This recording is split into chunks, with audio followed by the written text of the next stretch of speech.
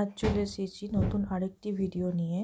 বিপিআরপি Ajeevika livelihood plan final submit, GP final submit দেওয়া হবে সেই ভিডিওটা।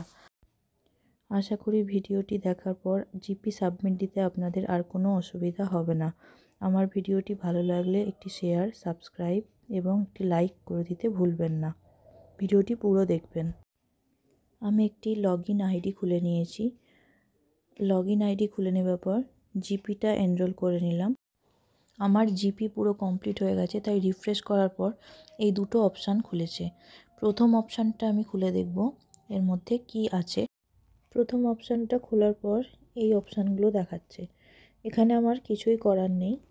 আমি আবার পুনরায় প্রথম পেজে চলে যাব, গিয়ে 2 নম্বর অপশানটা খুলব।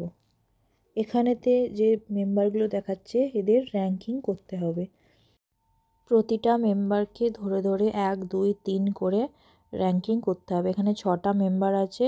প্রথম থেকে 1 থেকে 6 পর্যন্ত র্যাঙ্কিং কমপ্লিট হলে প্লিজ ভ্যালিডেট অপশানটি যে নিচে দেখা যাচ্ছে, সেই প্লিজ ভ্যালিডেট অপশানটিতে ক্লিক করলে আমার এখানে র্যাঙ্কিং কমপ্লিট হয়ে যাবে। আমি প্রত্যেকটা 1, 2, 3 করে র্যাঙ্কিং করে দিচ্ছি। করে দিয়ে তারপর সাবমিট দেব। আমার পুরো র্যাঙ্কিং কমপ্লিট হয়ে গেছে, তাই জন্য র্যাঙ্কিং সাকসেসফুলি আপডেট দেখালো। তারপর প্লিজ ভ্যালিডেট অপশানটায় ক্লিক করলাম। তারপর সাকসেসফুলি ভ্যালিডেট অপশানটায় ক্লিক করতে সাকসেসফুলি ভ্যালিডেট হয়ে গেল। আবার প্রথম পেজে ব্যাকে চলে আসার পর একটা পপ আপ দেখালো। সেই পপ আপটাতে আমি ইয়েস করলাম। করার পরেই পুরো ফাইনালি সাবমিট হয়ে গেল।